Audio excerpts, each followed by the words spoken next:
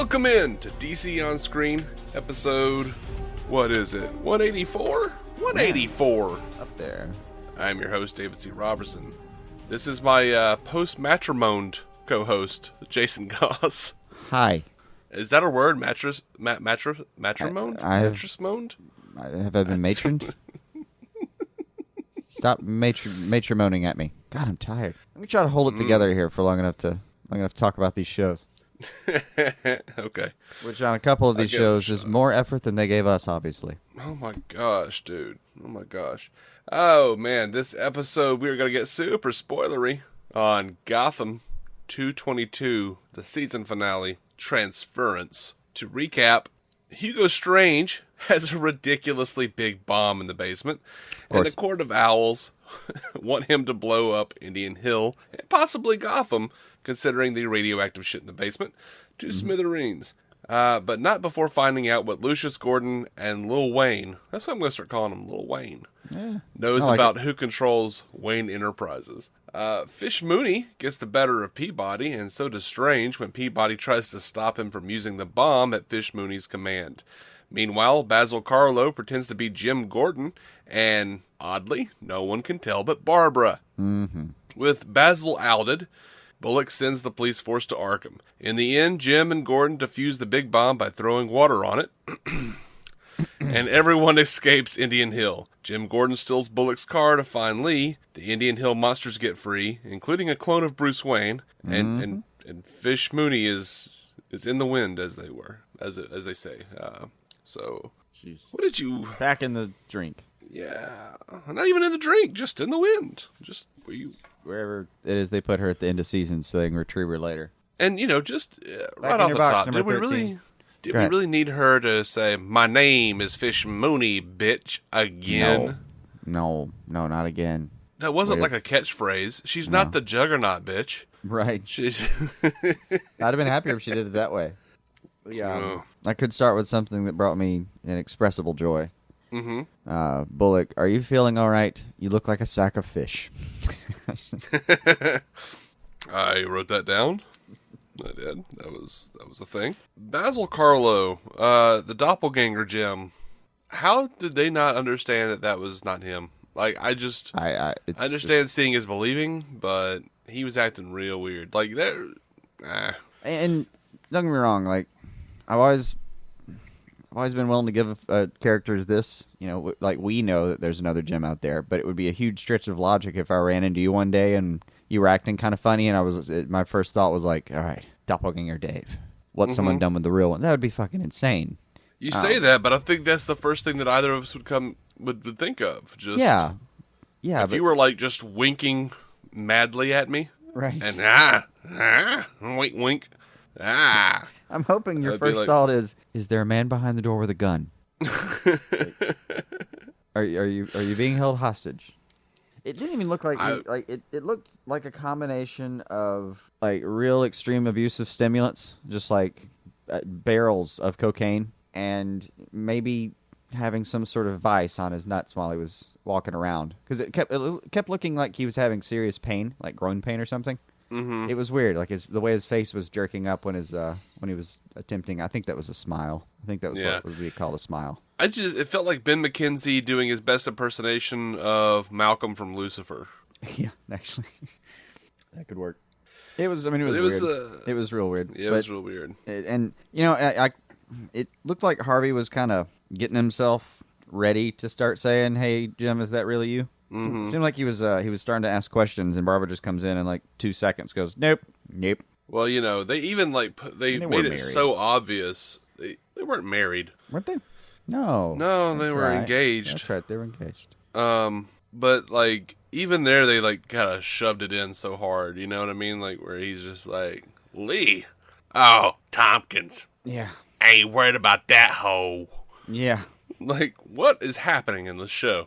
What? Like the most confusing thing is the promise I saw just scant 2 episodes ago. Like they talked Karloff off, talked him up in the last episode. Said he was a pretty decent imitator. Okay, well they didn't even give him like find 25 seconds of surveillance footage from anywhere, and that would have given you a better idea of who Jim was. They just sent him off whole hog, like, hey, hop in this police station. Everyone knows you. Good luck. Here's a quick rundown of some context we found in your phone. I think that's the girlfriend. I'm not really sure.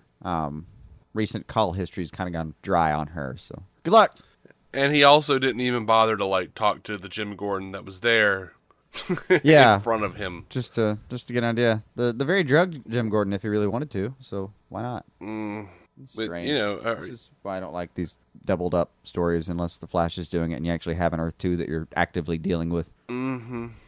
So tired of honesty serum. Just as an idea. Real tired of honesty. Yeah. just truth serum. Woo. Yeah. Shit works fast, buddy. Shit works fast. That's all I gotta say. I mean, I like it more when they actually just give somebody, a ton of codeine and just and say, well, you're just going to be a little pliable for a while. Oh, okay, that makes sense. He's tripping balls. Yeah, he'll probably answer whatever question you got right now. It may not be accurate, but you'll get an answer. Who's your mom? Elephants. All right. That seems like it'd be way more interesting than what they did. Just keeps asking him, like, who's your mom? Elephants. Okay, who's your mom? Spoon. Who's your mom? Blah, blah, blah. Okay, there we go. Who's the woman you're in love with? Boris Karloff. So there's the constant, like, all of him drugging Jim, all of Edward about to gas Lucius and Lil Wayne. Yeah, and that did seem extremely Riddlery. That was That was pretty straight up Riddler. It was straight up Jim Carrey Riddler anyway. Yeah. But all of that was to find out if they know who runs Wayne Enterprises. Right. Which seems like a bridge too far, or several bridges too far. Because not for Strange. I mean, Strange was trying not to blow up his entire facility and have to set up shop somewhere else. And I think there was even a part of him that was trying to save that portion of the city. He didn't actually want to kill all those people, but he wasn't gonna tell the people in the masks no.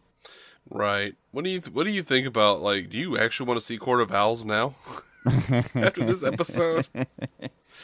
Yes and no. I mean, I was really excited when I saw it because it came out of nowhere and that was fun. I had no idea it was about to happen. It was really cool. I enjoyed that. But what I really wanted to do with them was over a whole season, just see like little things here and there. You're right. I did kind of want them to stretch that. Not even a whole season, maybe like first half or something. I did kind of want them to stretch that out and draw it out because it can be such a big thing. But I mean, I guess it's just going to be like season 3, Court of the Owls or Court of Owls. Is that? I mean, they subtitled these things. Well, they're doing that now. I don't know why. I hate that. Well, I kind of like it.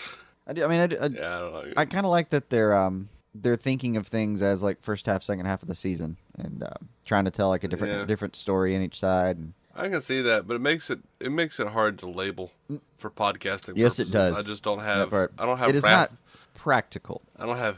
Yeah, I don't have Rise of the Villains, Wrath of the Villains, any of that shit on any of these episodes. No one would remember it anyway, or at least if you had it, it's not a big loss there.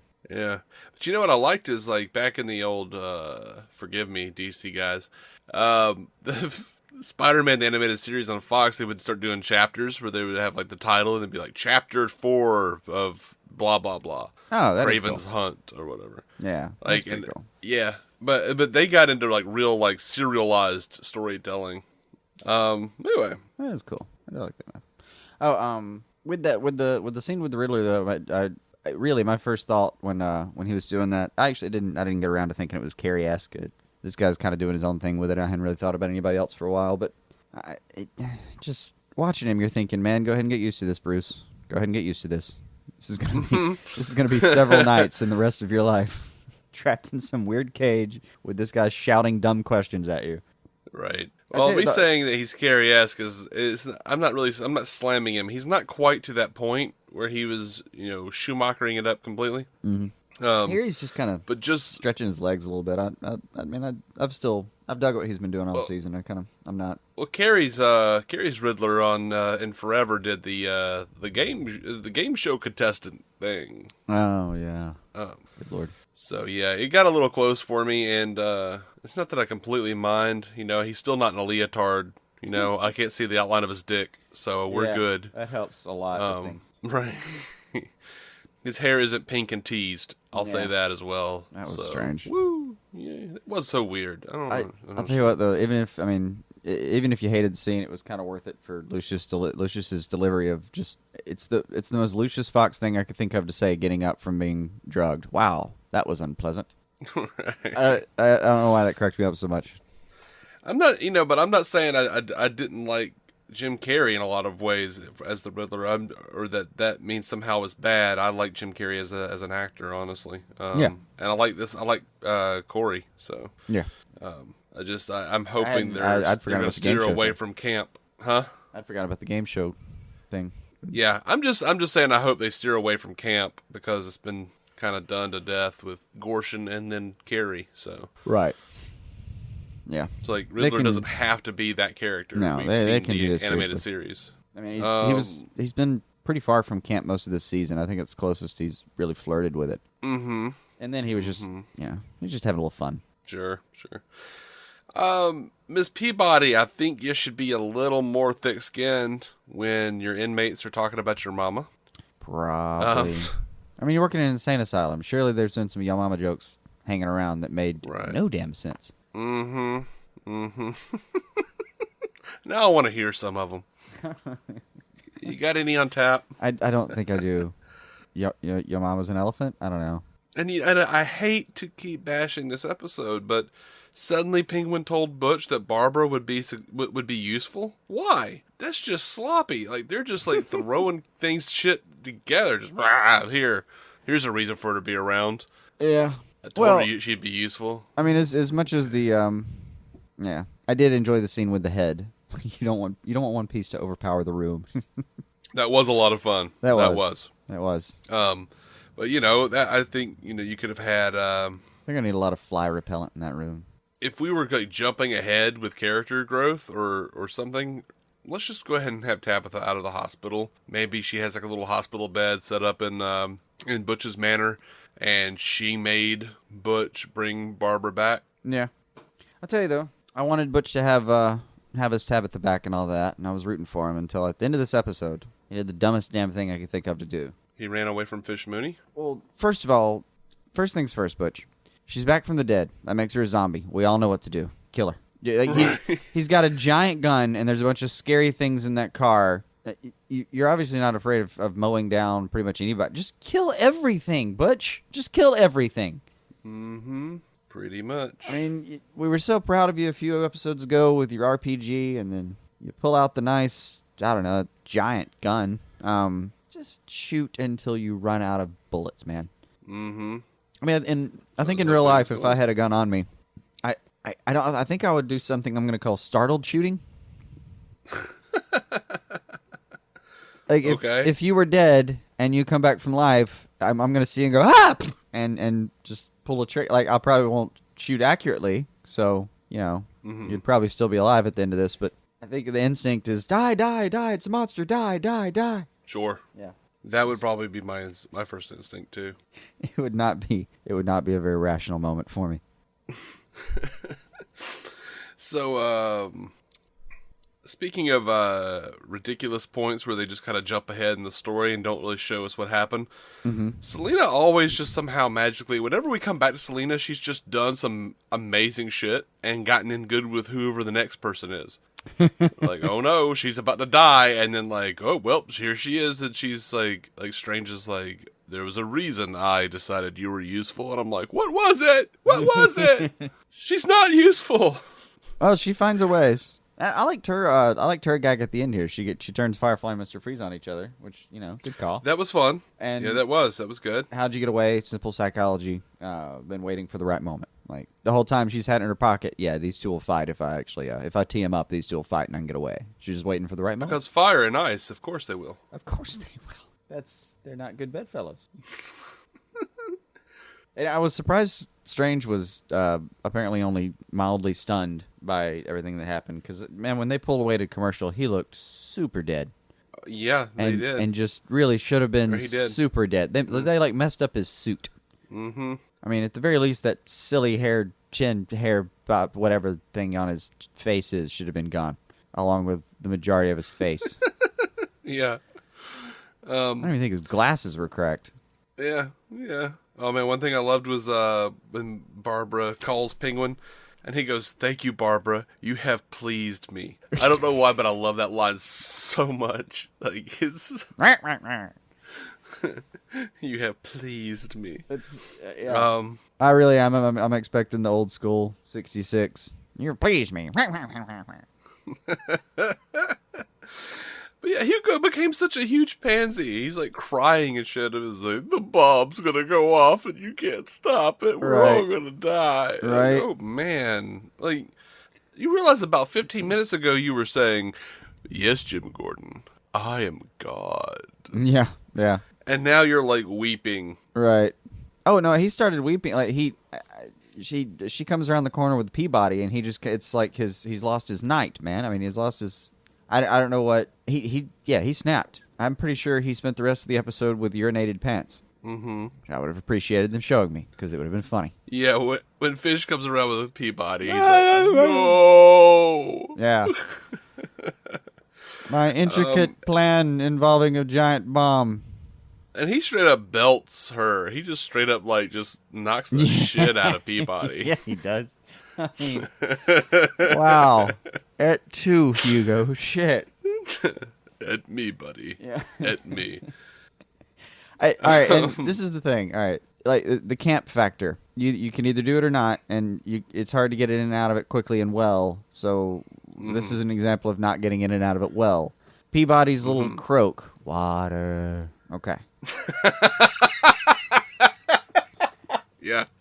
So they pour water on a fucking bomb. And by the way, I liked the bit before. Are you gonna get at diffusing bombs? I don't know. Let's see. I mean, that's what else can you do? I guess then approach it pretty much that way. I mean, I'm gonna die anyway. I might as well try to pull some wires out. See what happens. All of Gordon and Lucius's, like, all of their looks between each other was gold here. Yeah, I like their stuff. It just was. I like their stuff. It was a terrible moment. It was camp. It was ridiculous, and they played it like that. Yeah. And that was fun. It made me laugh in an otherwise awful episode. Yeah. For the most part. Even like once they like pour the water on the bomb and it works, and then they look over at Peabody and she goes, "I need water." Yeah. And like the comical, like, "Oh, womp womp," look between each other was just okay. It was. I don't know what I'm watching anymore, but that made me laugh. That was that is the problem with it. We rarely know what we're getting into with the show. Sometimes it's crime drama. Sometimes it actually does just feel like action comedy. Mm-hmm. I don't. I mean, this almost felt like a like Beverly Hills Cop or something. Yeah. At the end, because like Gordon. Yeah. Gordon's over here like, "I need to go find Lee," and he's like, "By the way, Harvey, you're the boss now. Get a haircut." And he like jumps in the car and starts to drive off, and Bullock's like, "Wait a minute, that's my car! That's my car!" Like, what just happened? Jim, you got me again. Not and then it becomes an episode of Scooby Doo because you got freaking Selena over here going, "Hey, don't look at me." Like, that's a literal quote, people, from the episode. Go back and look. And I'm like, Selena, nobody was even talking to you or looking at you. I don't understand. I don't understand what's happening. Are we going to pull off a mask and all laugh for like 20 minutes? I don't. Also, I should ask, your police captain is yelling, "That's my car," in the middle of an active crime scene. Not one cop does a damn thing. And that's how we know that they'll be loyal to Jim. Right. He's the commissioner. When he comes back, they're still going to be his. Well, they were still like fixated on what... Thanks for keeping his seat warm there, Harv. They were fixated on what Bullock said to Jim before that. Now, true to form... He walked out and he said, "You heroic son of a bitch." Okay, well, that's a hero there. We're not taking him in. Nah. You pretty much need to give him your car, buddy. Now, in true to form, though, at the end of the episode, we're having a couple of chats here, right? And Jim's off to find Lee. Of course, Alfred gives him right move, mate. Right. Yeah. Because, he's thinking, you had like one more week and I was going to go find Lee.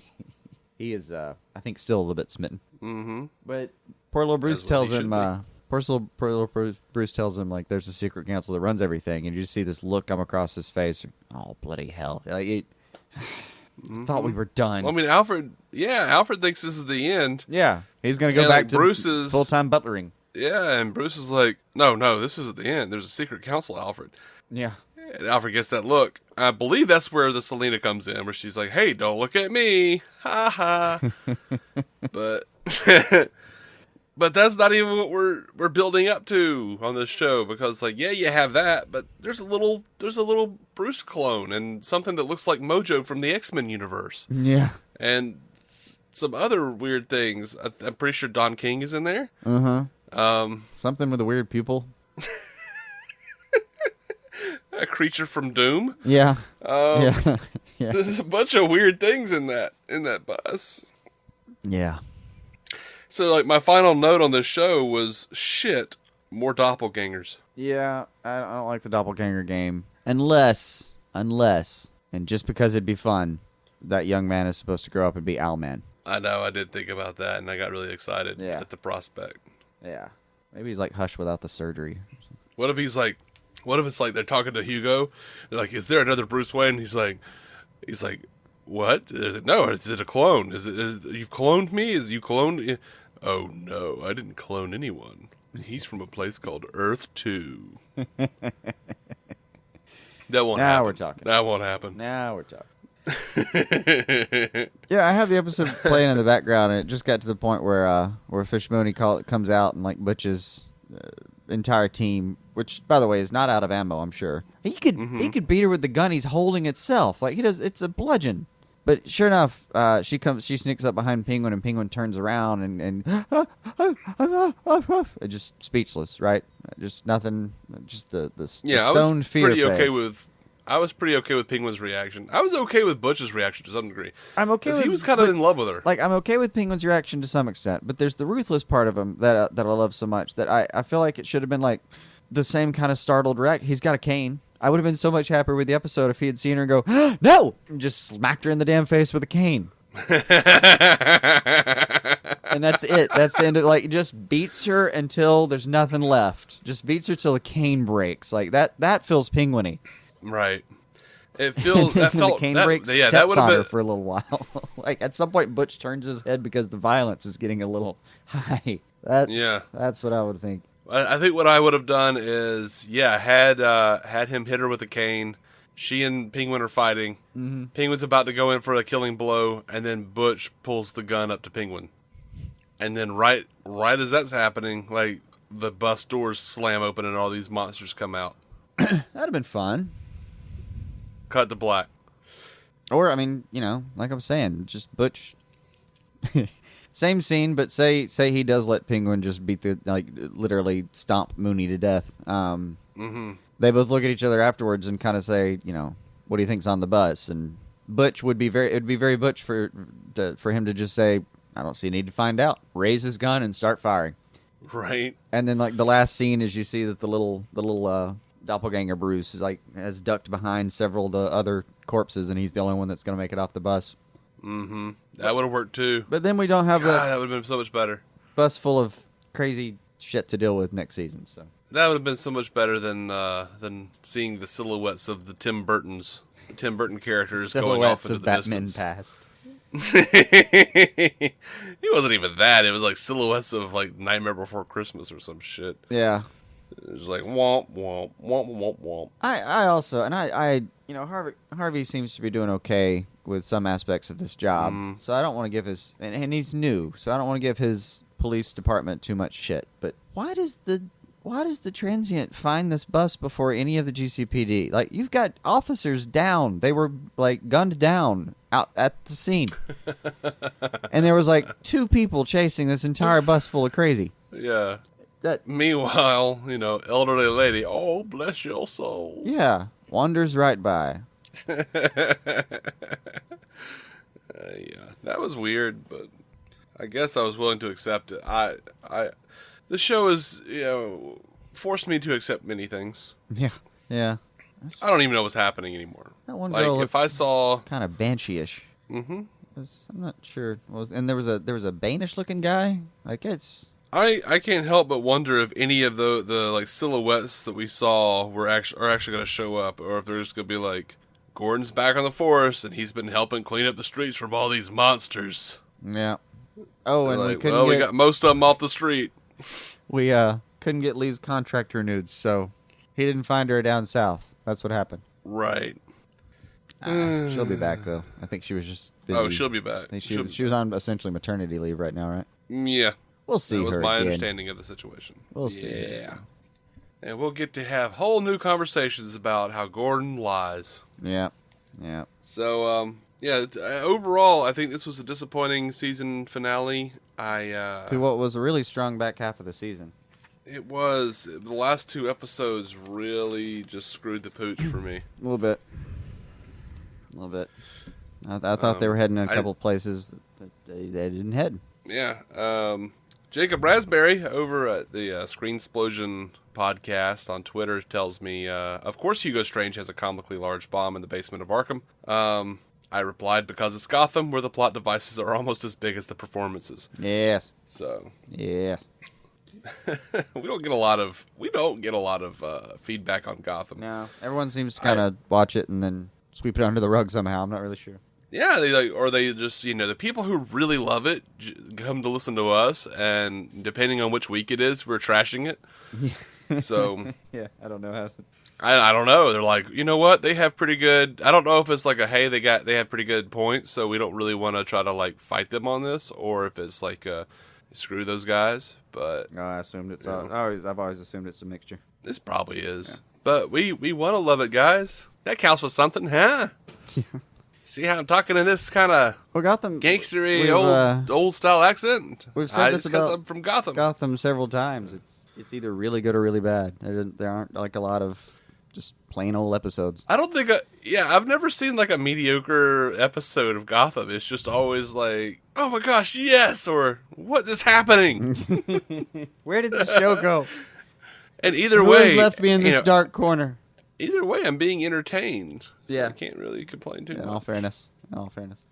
Like, at the end of an episode, my face hurts from having a perplexed look, or from having a big goofy ass grin on my face. Yeah. So. Either way, you watched the shit out of it, didn't you? I sure did, buddy. I think that's gonna call it. Yeah. Anything you're hoping for next season? Just Rise of the Tim Burtons? Rise of the Owls? I guess they've already risen. We don't know exactly what they're doing. Really, well, we don't. There's not really any information at all on what season 3's got in store. So I'm gonna hope for the same thing I hope for every year: more of Tiny Bats and Alfred training him. Mm-hmm. Well, it looks like you'll have more of Tiny Bats than a clone of Tiny Bats. That could be good. There are ways to make that good. Mm-hmm.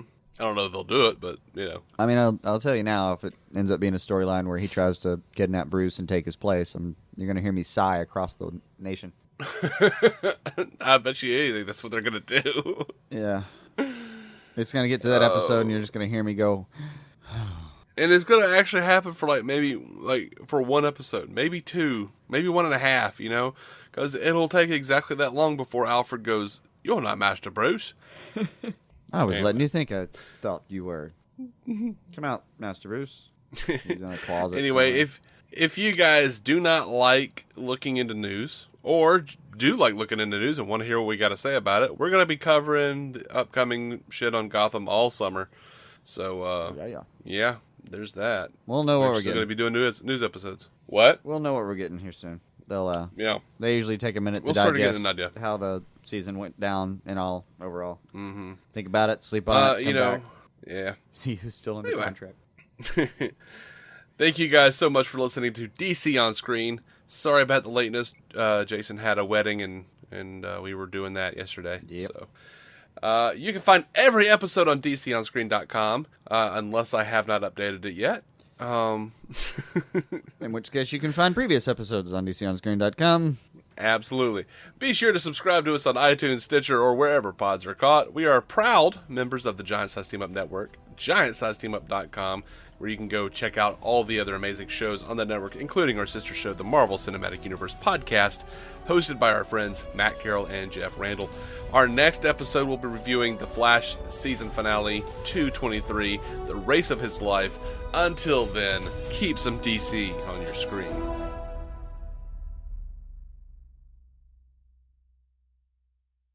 Judy was boring. Hello. Then Judy discovered ChumbaCasino.com. It's my little escape. Now Judy's the life of the party. Oh, baby, mama's bringing home the bacon. Whoa, take it easy, Judy. The Chumba life is for everybody. So go to ChumbaCasino.com and play over 100 casino-style games. Join today and play for free for your chance to redeem some serious prizes.